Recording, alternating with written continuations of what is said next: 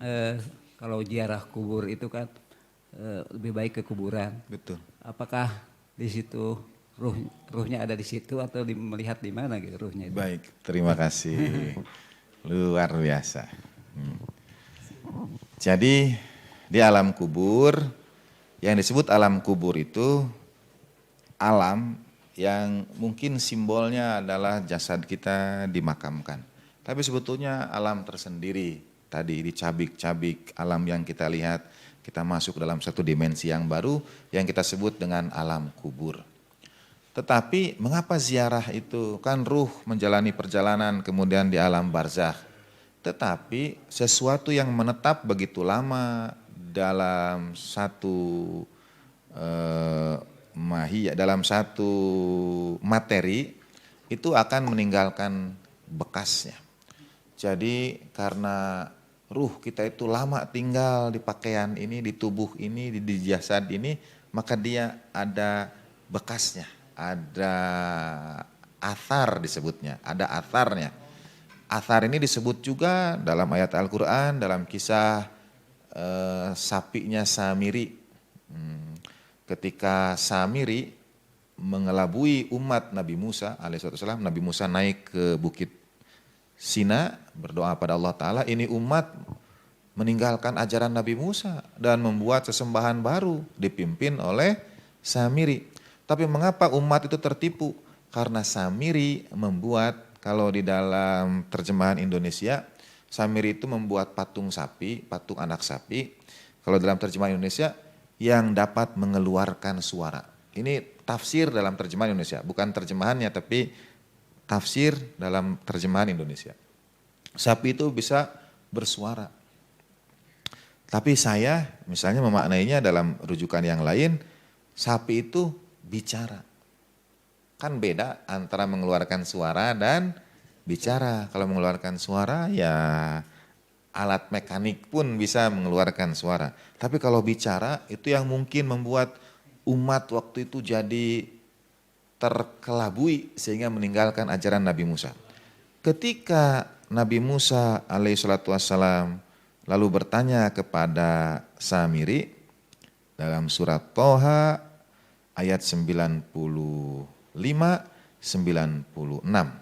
Kata Nabi Musa alaihissalatu wassalam, qala fama khatbuka ya Samiri. Berkatalah Nabi Musa alaihissalatu wassalam, apa yang membuatmu berbuat demikian wahai Samiri? Dari mana kau bisa berbuat yang seperti ini? Kata Samiri dalam Al-Quran surat Toha ayat 96. A'udzubillahi minasyaitonir rajim. Qala basurtu bima lam yabsuru bihi faqabadtu qabdatan min atharir rasul fanabadtuha wa kadzalika sawwalat li nafsi. Kata Samiri itu, aku tahu sesuatu yang tidak mereka ketahui. Maka aku ambil segenggam qabdatan, segenggam dari jejak Rasul, atharir Rasul. Aku ambil segenggam dari jejak Rasul dan aku gabungkan dalam tanda petik mungkin yang dia gunakan untuk membuat patung itu. Jadi athar Rasul, jejak Rasul itu bisa membuat mukjizat.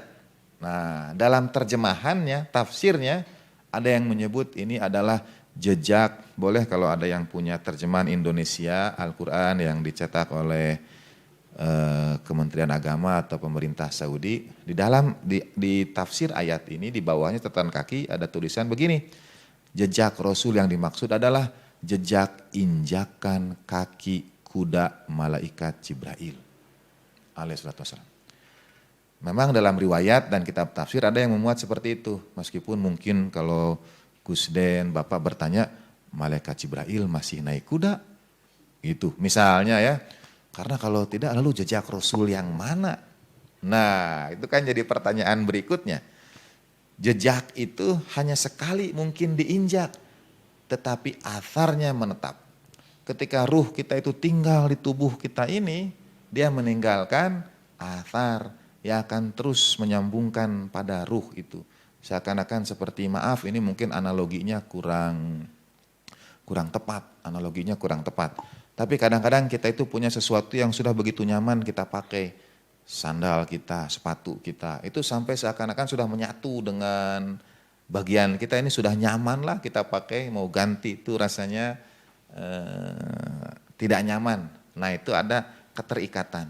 Jadi tubuh kita di alam kubur, ziarah yang kita sampaikan di pusara lahiriah, tapi ikatannya itu, atharnya akan tetap terhubung dengan ruh kita. Itu kurang lebih, mohon maaf.